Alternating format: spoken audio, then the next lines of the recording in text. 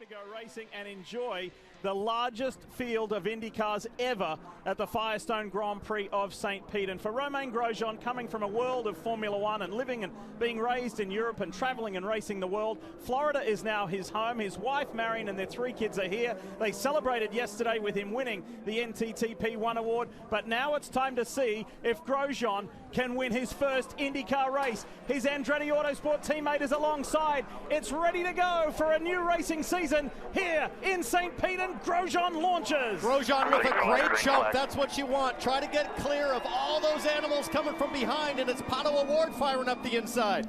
Look at Alex Palou down there in the blue and white car, 3 wide through turn 1. Townsend, he's going to try the outside of turn 2. They're filing through side by side. This is where we've seen so many problems and contact already for a McLaren. I think that's Rosenquist. Felix Rosenquist with more damage in the back. The track is total chaos. Looks like Devlin DiFrancesco airborne. Simon Pagenaud I see in the wall. His teammate Helio Castroneves sideways. Huge accident down the track is blocked. I wouldn't be surprised if we see a red flag here. And Stingray Robb, one of the 4 rookies involved. I think Benjamin Peterson as well. 2 of the 4 in that crash are rookies. That is huge, and that's what can happen on street course racing. That was the fear with a field this size. Carving it through turn 1, you can go 2 or 3 wide, but there's just not room in this section.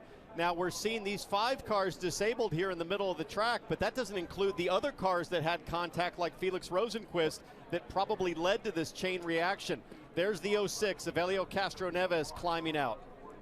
Big jump there. You see the red flag. That's the right call. They'll pull all the cars into pit lane in the running order. Luckily, it looks like every driver is getting out. A little bit of a limp there, it looks like, from Helio Castroneves. Going to go check on teammate Simon Pagenaud. And both Meyer Shank Hondas involved in that wreck. There's Simon Pagenaud, champion and Indy 500 winner, pulling himself out of his number 60 machine. Boy, oh boy, and it all started with that wounded Arrow McLaren Chevy of Felix Rosenquist. Is Pagenaud okay? He's shaking his head. His teammate Castroneves goes over to check the health and welfare of him as Helio winces with his sore leg. Devlin DiFrancesco going airborne like that and coming straight down on the car. That's a big shock through the back of the driver. There's not a lot of suspension on these things. So let's take a look at where it started. You're going to see Rosenquist, I believe there, that's his teammate, those 2 orange and blue McLarens, and then further back, I'm not even sure this was related, Hitch. It looks like maybe, I want to say it was Santino Ferrucci, no, David Malukas, I think. No, Santino Ferrucci, sorry, and the black car got into the back, oh my goodness, of one of the Shank cars. I think it was Ferrucci and Castroneves that came together further back. Castroneves looks like he got hit from behind and spun. And you see Devlin DiFrancesco stop, then gets hit by Benjamin Peterson, and that's what launches his car up in the air. I've never seen a hit quite like that. Here's an onboard from Simon Pagenaud.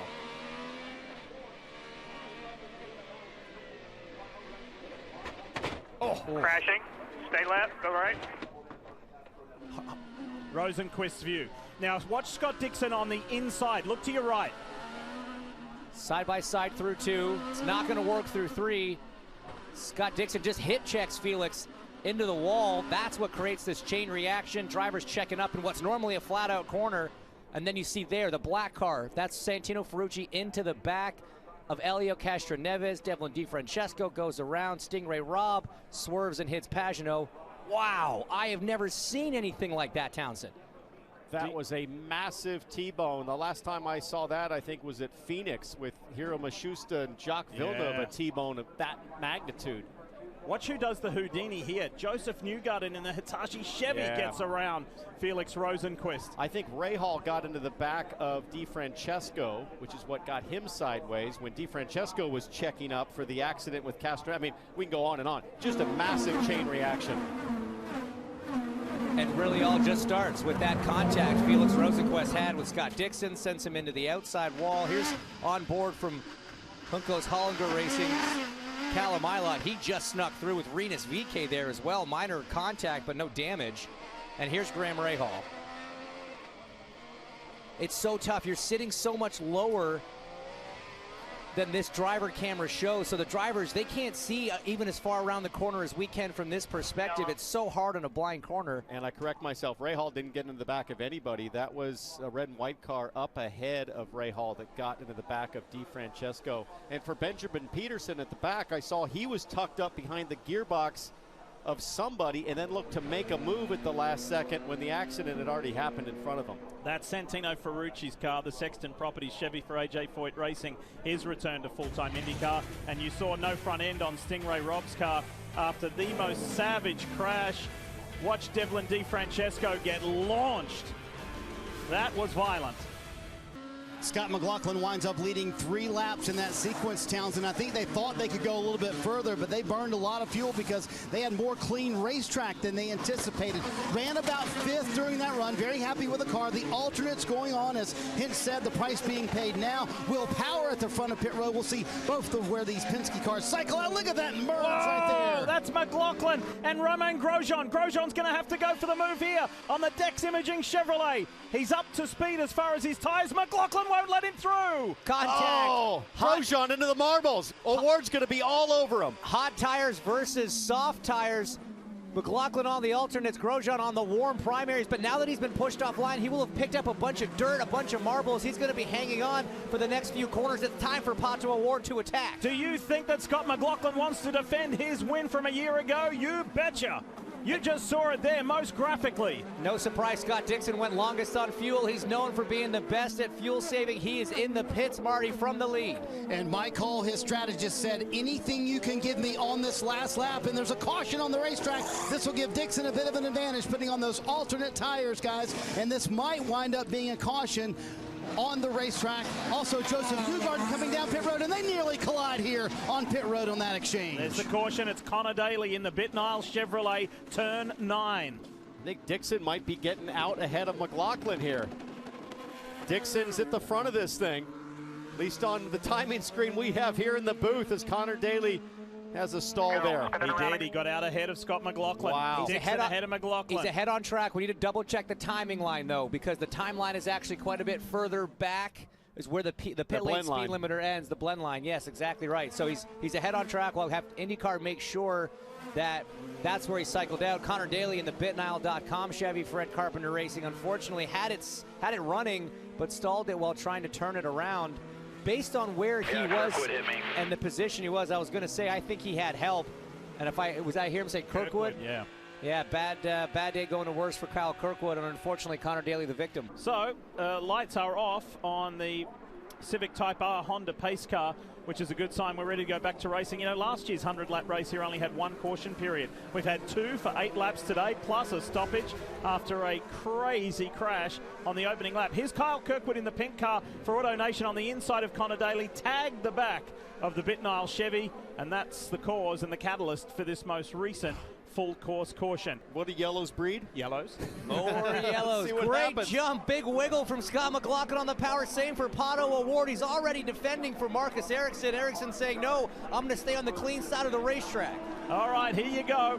Defending winner wants to win again, but Romain Grosjean in that yellow and red DHL Honda wants to win for the first time. Alexander Rossi on his old teammate Colton Herta around the outside. You've got it. No, you don't. Herta fights back. Oh, Colton Herta on the dirty side of the racetrack there, trying to go too wide. Further back, you see Rossi, and there's 2 cars side by side. Big rear wall from Colton Herta. Oh, Rinus VK. We have a car up and over. Kyle Kirkwood's involved. That looks like Jack Harvey as well. Rinus VK in the tires. Huge accident. Yellow flag is out. That's the second. You're right. Second car airborne. Second fully airborne car. Kyle Kirkwood the car is not. cleared a tabletop.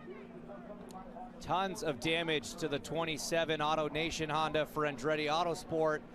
Not what they wanted to see. Both of the flying cars were Andretti Autosport cars, unfortunately, for that organization.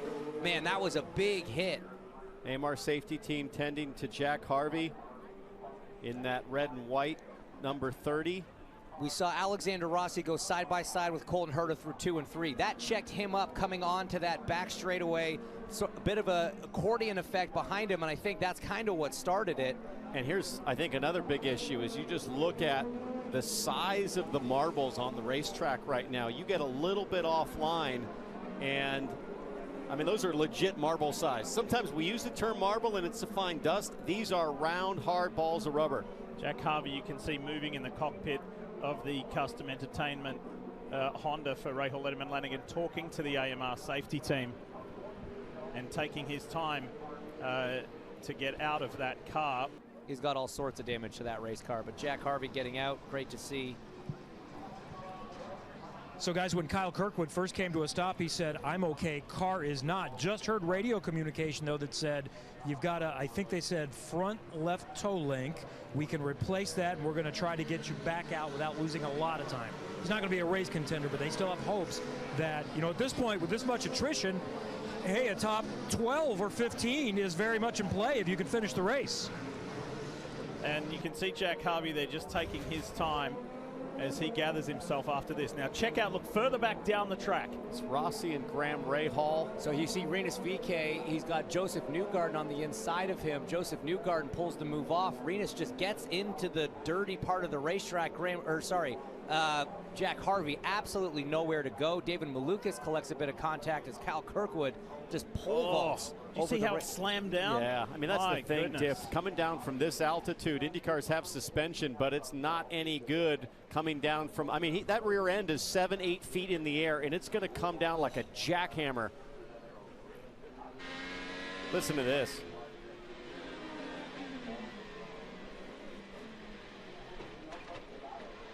Oh, you feel it in your back. I mean, I felt it. No suspension. You know, the floor just hits the concrete. That shock wave just goes straight up your back, the same way we talked about Devlin DiFrancesco, and look at Michael Andretti's face. That reminded me from years ago in F1 when Mark Webber went over the back of Heikki Kovalainen. Yeah. That was at a lot higher speed, but the front of the car just hit center of that rear wheel and launched. And with Rinus VeeKay going into the tires, it's like a pogo stick. Those tires act as a spring. It absorbs load, but then it recoils and pushes you back out into the field. As Kirkwood, how in the world is this car running?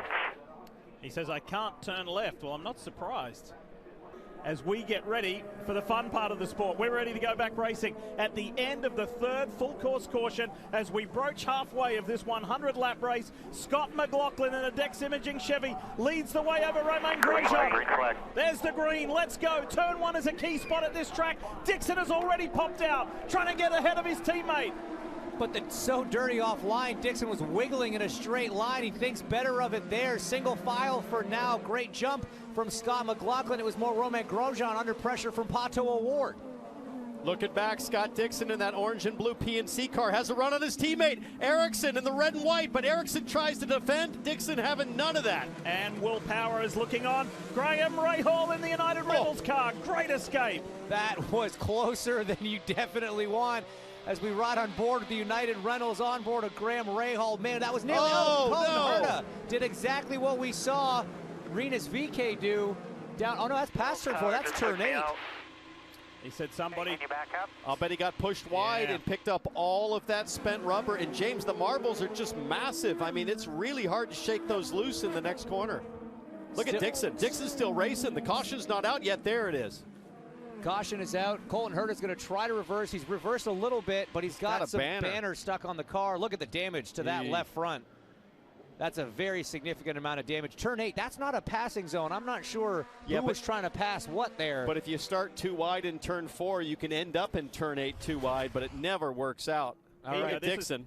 Scott Dixon in the orange and blue PNC bank car on the left-hand side of your screen. Goes past Marcus Ericsson, his teammate. But further back is Colton Herta. Who gets into him? Nobody gets into him there. That's turn 4. This is Rahal's moment. Rahal misses the tire bundle. So side by side in front of Colton Herta coming out of here. Let's see another quick look at Graham Rahal. Nearly into the back of Alexander Rossi. Tries to go around the outside, but it's so dirty. Look at that. And now here we go, side by side with Will Power. You're right, going through turn 5, they started side by side and made it all the way there. He didn't start out that way. This is Colton's onboard. Watch how late he decides to try to go around Will Power. So Will Power, the car on your right in front, gets pushed wide by Marcus Ericsson. He's offline now. Colton Herta trying to take advantage. Contact. Power left front into Colton's right rear as Colton was forcing the issue on the outside. That's a tough one. This is the third Andretti car out of the race. And Michael Andretti furious at this point. And think about how dominant they were. Started 1-2. Couldn't have looked any better on Saturday, and wow, just really coming all unraveled now. Just to come back one moment, we thought that a third Andretti car was going to be out, but miraculously, Kyle Kirkwood has re-entered this race. Incredible, after going up in the air, looked like a supercross bike, came down, went back to the pit box for Andretti Autosport. They took a look at the car. They said, you're good to go. You can take the Auto Nation 27 back out. He is 3 laps down, but it's still valuable track time for Kyle Kirkwood in this situation. Still getting to work with his new team and get a little bit more experience under his belt.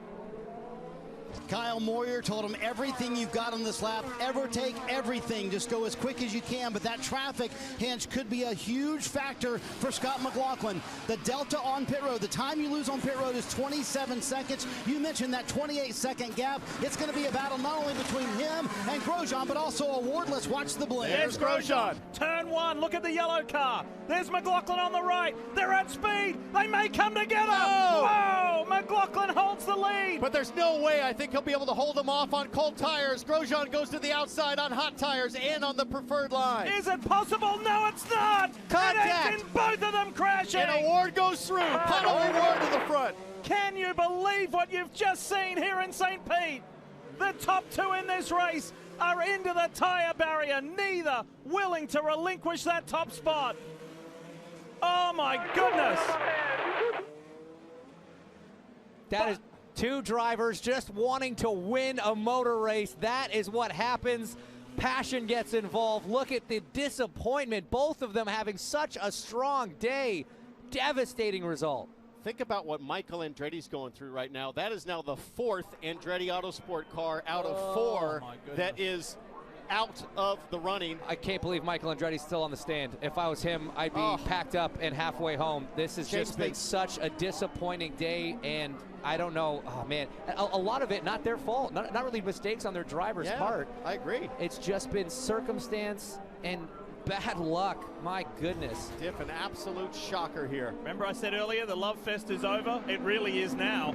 Dead heat coming out of the pits. Advantage to Romain Grosjean on the hot tires. Scott does the right thing to defend all the way down and just goes so late on the brakes. Loses the back end, Townsend. We didn't see that the first time around. Rear lock, fires him into the 28. No fault to Romain Grosjean there, and just look at the frustration. That was the day that Grosjean was hoping was going to be the day where he could be called an IndyCar race winner. And if neither wanted to give ground, neither wanted to yield. If Grosjean makes it through that corner, he's winning the race. Absolutely, absolutely. So hard to claim anything else. Here's on board for Grosjean. Look at how close it was. Having to get on the brakes through turn 3. He knew he was in the catbird seat. And he gave him room. He gave him room. It's just Scott McLaughlin's rear brakes locked up. Here we go. This is the onboard I want to see.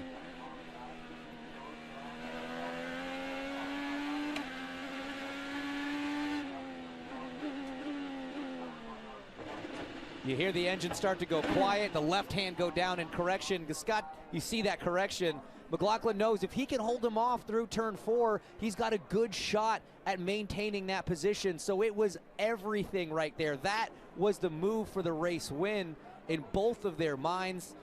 And it came down to a simple game of chicken. Who's going to break first? Who's going to give an inch? The answer, nobody. Neither. So the problem is, for some of these drivers that hadn't pitted, still running up front.